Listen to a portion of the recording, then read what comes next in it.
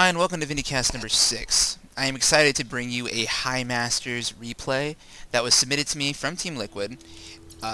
This is a replay of a Protoss versus Terran on the new ladder edition of Daybreak. So without further ado, we have the red Protoss in the bottom left. He is Vlare. And in the top right, we have the blue Terran Sapphire.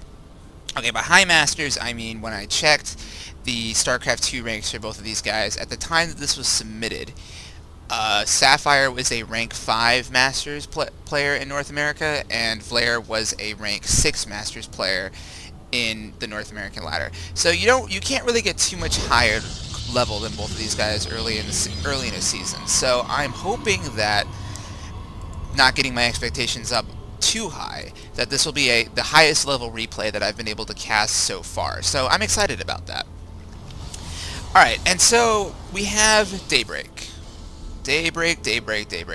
This was the winner of the GSL map poll that Blizzard put out when they were offering up the decision to the community about what new tournament map they wanted in their map pool. And Daybreak won away heavily on every single region, and I'm very happy about that. Daybreak has done nothing but produce terrific games since it's been first introduced. But in this particular matchup, Daybreak, I feel, is a little mediocre. It's not that great of a map when it comes down to it for this matchup only. For every other matchup, Daybreak seems to be like the best map to watch games on. But this map usually devolves into the same old thing that you see on most maps when it comes down to Terran versus Protoss. If the Terran is able to exert enough early pressure early on and dominate the map, he might be able to just get ahead enough that he's able to steamroll the Protoss before he can get down a big enough army to deal with his bio ball. But if the Protoss is able to secure 3 bases safely enough, defend the 3 bases, get out a large enough army, it usually turns into a Protoss victory because the middle of the map is cut up with chokes, and it's very difficult for a Terran army to get a nice spread of a concave to deal with a higher level late tier Protoss army. So, despite that, Daybreak is still, in my opinion, the best map currently available in StarCraft 2. We have a gasless expand that's going to be going down for the Terran almost positively, and from the Protoss, it looks like we will be seeing a 1-gate expand. So we're going to be seeing a typical macro game from both of these players, at least up until the 10 to 12 minute mark, where we'll probably see some form of action. Alright, so last night we got to see actually the last couple nights, let me talk about both nights. We got to see a couple of different TvPs that have been played lately in the Codes of the GSL. We got to see MMA versus Squirtle last night, which was a little lackluster as far as I'm concerned. MMA has never been the greatest Terran versus Protoss player in the world. He is absolutely spectacular at Terran versus Zerg, and his Terran versus Terran is very good as well. But his Terran versus Protoss has never been that good. And Squirtle has been riding momentum lately. His play, when I've watched Squirtle play, it's almost as if I'm watching any pro or the OGS MC of 6 months ago. He likes to base his play a lot around timing attacks, and he loves to stay on 2 base and go for 2 base killing moves. That's something that's kind of died out a little bit, and in this matchup specifically, because it's been less popular, Terrans have loved to cut corners. So what I've noticed about the way Squirtle plays is that he takes advantage of the corners that Terrans cut in their defenses early on, and he just steamrolls with 2-base Colossus timings, which are still very powerful.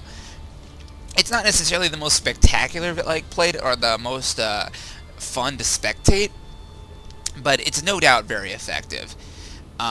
He's also kind of taken a page out of Harding's book a little bit, but actually, let's talk about that for a little while. In Game 1 of MMA versus Squirtle, it was on Cloud Kingdom. Squirtle goes for an early, goes for basically the parting style, which is the 1-gate expand that is followed up directly into Templar play with very little if any Colossus play. It's not the original parting style, which is more of a 6-gate attack into 3 base, but it's kind of more of his standard lately. He likes to rely a lot on storms and high Templar flanks. It's really a cool style to see. But Squirtle tried it against MMA, and he just doesn't have Parting's High Templar control, and it didn't really work at all. We have 3 bunkers down now for the Terran. Stim packs are going to be coming up. The fact that the Terran is researching stim packs right now instead of concussive shells tells me that the Terran is not interested in going out and putting early pressure on the Protoss at all. You want concussive shells if you're going to be moving out on the map early in the game, because concussive shells allows the Terran Bioball to pretty much out-micro and control any sort of early Stalker Zealot army. Really the only way that a Protoss can deal with concussive shells early on is by using sentries, and sentries, if they get caught out on the map, can be destroyed as well, and it's kind of like a risky thing. It's usually just better if the Protoss just like sticks back like early on, if the Terran's actually going to be going out. From the Protoss, we do have a Twilight Council following up this robotics facility. Again, this is very indicative of the new parting style. You go straight from your 1-gate expand. You always get a robotics facility when you do a 1-gate expand, so you can get observers out as soon as you can. But you go straight into the Twilight Council, into the Templar Archives after that. But I've also seen, just in my own Vindicast, that I've seen Protoss players go for a blink timing following this Twilight Council, so I don't actually know what Vlair has in mind just yet. We'll have to see if he starts researching something out of this Twilight Council, or if he goes straight in for our Templar Archives. He is dropping down his other gas back at his natural, but that still doesn't tell us much. It's not going to tell us anything until he decides what he wants to do with this Twilight Council. We also don't see any forges down yet. And that's the other nice thing about doing a Twilight Council right after a robotics facility, is it allows you to go straight into +2. We do have Charge coming out now for the Protoss, which tells me that he's probably going to be going into the Templar Archives after that. Although it could be also a Colossus robotic support bay, excuse me, following this as well. Charge is just a nice like upgrade, which again, going back to what I said about concussive shells early, Charge kind of turns the tables on what the Terran has, and pretty much forces the Terran to have medevacs out. If you don't have medevacs, your Bioball can't really deal with Charge lots very well. And we do have the Templar Archives going down. Okay, so this is actually the new dominant metagame style for Terran for Protoss versus Terran. You go straight into this Templar Archives build, you skip Colossus until later on, and you rely heavily on your unit control and your High Templar control specifically it gives you a little bit more of a mobile army than what you would see early on with Colossus, excuse me. And the High Templar allow you to shut down medevacs a lot more proficiently than you would be able to do with Colossus-based armies. You have Templar that you can put around your usual drop points, feedback medevacs. You can even feedback medevacs in the middle of battle, which gives your charge lots, like I said earlier, a very powerful way of just dominating Terran Bioballs. And does the Terran know what this guy's up to? He knows that he's got the Twilight Council down. I'm almost certain that he would at least suspect that there'd be a Templar Archives following that, especially since he didn't actually scout that there were any forges down. He does know that that third base is there also, so he's going to be moving out on the map at this point, going to try and do some pressure to this third base, try and snipe it maybe. I don't think he's actually going to, but he has to start putting on some kind of aggressive pressure on the map while he gets his own third up. But the Protoss sees this coming. He has the Observer down, his army's already in position, he has Archons ready, no Psy Storm yet, but he does have these High Templars here for feedback on the medevacs. And here we got the factory. The floating factory that's become such a staple in the Terran versus Protoss matchup. It's actually really cool. Alright, well now the Terran knows where the Protoss has his army positioned. Will he go for some kind of drop because his army's over on this part of the map? And this is what you can do. Especially on Daybreak, this is like the normal like positional battle that you see on Daybreak. You kind of juke and jive back and forth across the 5th base down here and the 3rd base up here, and you try and catch your Protoss opponent out of position. But I don't think he's gonna fall for it. He's playing very safe. He has total knowledge of where the Terran army's moving, and he is getting Psionic Storm.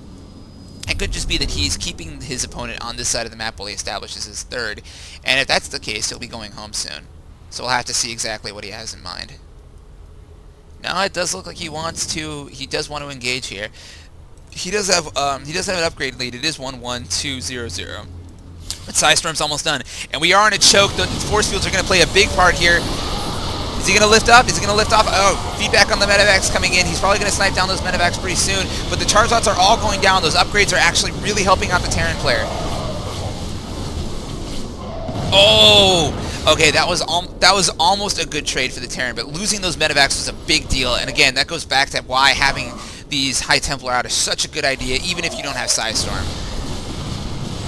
These Terrans are just not going to have enough health to get back home. They have to stim all the way home in order for them to get rid of these charge lots, and they're not going to be able to.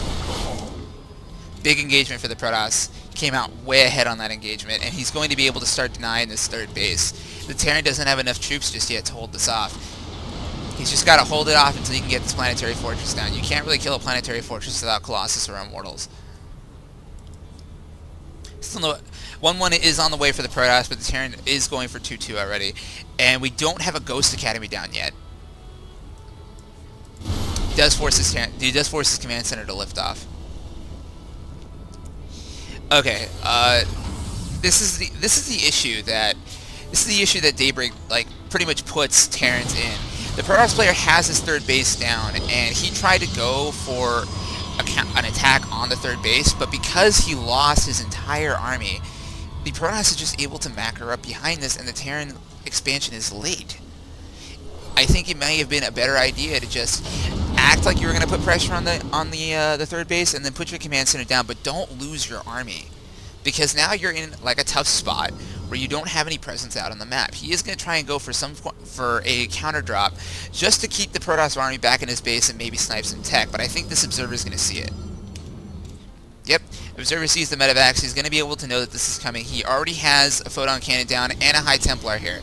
These medevacs do have enough energy to just die in one shot to feedback. And he's going to lose one. There goes one. He's probably going to lose the other one. There goes two. He loses both medevacs to these High Templars with the feedback. Then Vlair is actually playing this very, very well. He's taking his notes right out of Harding's book.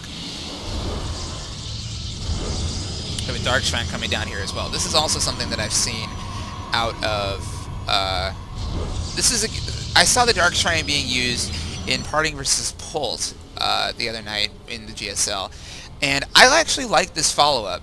The Dark Shrine pretty much limits you from going into the Colossus Bay because you don't have the gas to really support both techs at once. But it does give you that extra tech option so that you're able to sweep around Dark Templar flanks, go for expansions. Pretty much, it gives you a harass unit from against Terran later on in the game. Fourth base for the Protoss is going down. His army is somewhat out of position. These charge lots are going to be able to at least delay this attack. Feedback going down on the medevacs again. Vlair is really using feedback appropriately this game. This feedback that he continues to do is actually really what's keeping him ahead in this game. We do have the Dark Templar down here. The Terran isn't sniping the Dark Templar. Okay, he can get it down. Did force a scan. This medevac is not able to heal this entire army by herself, and here comes the remainder of the Protoss troops, so this Terran army will die.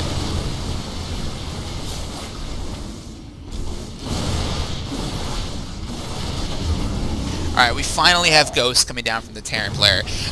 Oh, I didn't even see this Warp Prism in his base. Okay, the Warp Prism dropped down what looks like a couple Zealots and a High Templar, and I'm actually really upset that I missed that. This drop is doing a ton of damage to the Terran economy. I don't actually know if the Terran's going to be able to recover from this. He doesn't have scan energy on the second orbital yet, and this one is far away from having enough energy for another scan. And he doesn't have turrets down in his main base yet, so these Dark Templar are going to kill a lot more before they're done. And he does have this Warp Prism here. You gotta get this Warp Prism down.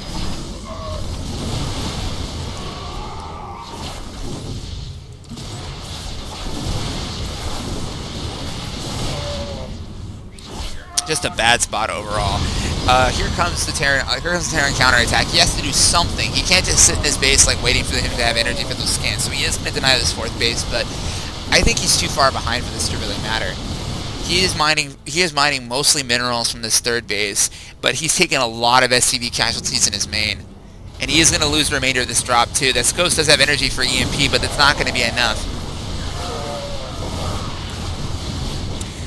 now we have an 88 or an 80 supply advantage now for the Protoss player. He's got to know. He's got to know how far ahead he is right now. He can just attack with this army here. There aren't enough ghosts left to deal with those High Templar, and there just aren't enough medevacs to deal with the charge lots. I mean, even though the Terran was ahead in upgrades, the Protoss has caught up and is now just... He's in a right position to just take this game right here.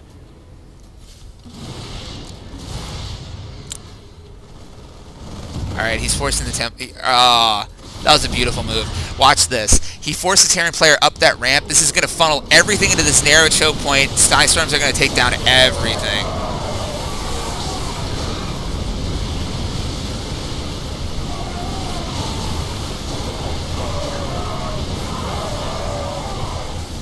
Okay.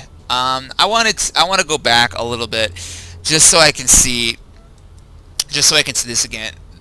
Alright, to start off, I want to say that Vlaire really outplayed Sapphire this entire game. I think that Sapphire was trying to play this map, but he was playing a little too aggressively, and Vlaire was just ready for it the entire time. And right here is a very good example of what I mean. He is over here aggressively attacking the Protoss player. He's focusing all of his attention over here on this side of the map. He doesn't see this Warp Prism that's dropping this High Templar on his base, and or this Dark Templar on his base, and he doesn't even have turrets down preemptively, just in case. Now, one thing I always do when I'm playing Terran versus Protoss is I always build turrets, just because I've been burned so many times by Dark Templar that I am always at least thinking in the back of my head that they're a possibility. He hasn't scanned, he doesn't know that the Dark Shrine's there, so he doesn't know that this could be an issue, but because he's not even prepared for it at all, these Dark Templar are just able to go right into his base, deal a ton of damage early on over here while all of his attention's focused over here. Okay, that's one example of how Vlaire is just using Sapphire's own aggressive tendencies against him. Now, here's another way that Sapphire has just outplayed this game. This is the sort of multi-dimensional thinking that Vlaire was using that Sapphire just simply wasn't. I'm trying to get back to this major engagement over here. Not yet, not yet, not yet. Okay. So the Protoss player does know that the Terran does have some troops left over. So what does he do?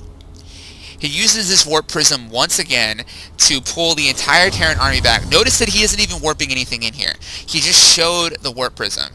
He wants the Terran player to go right back up his ramp with his Marines and engage this Warp Prism. And while he does that, he takes the low ground position.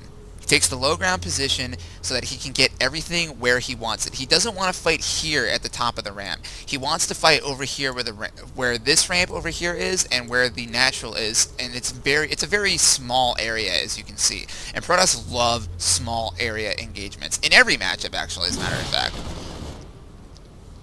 Okay, so everything is coming down this ramp. Look at that. Look at that. Everything is absolutely clumped up. There's even SCVs in there. This is what you want when you're playing against Terran. You want everything to be bunched up, because whether you're using Colossus or whether you're using Psionic Storm, the more clumped up it is, the more vulnerable it is to splash damage. And look how everything is clumped up here.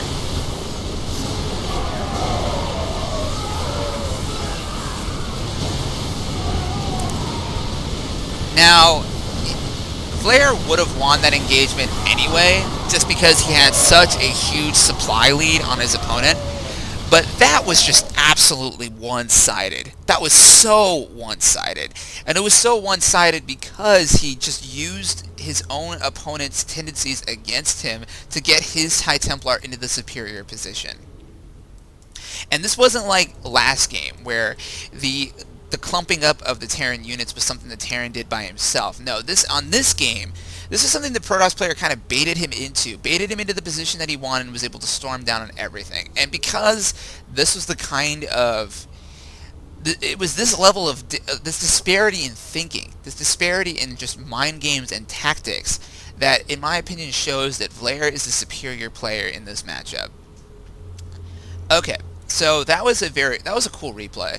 I'm happy that I got to cast that. I hope you guys enjoyed it. I will be putting up more of these this week. If you would like your replay cast, send it to me at ktvindicare@hotmail.com. Thanks a lot.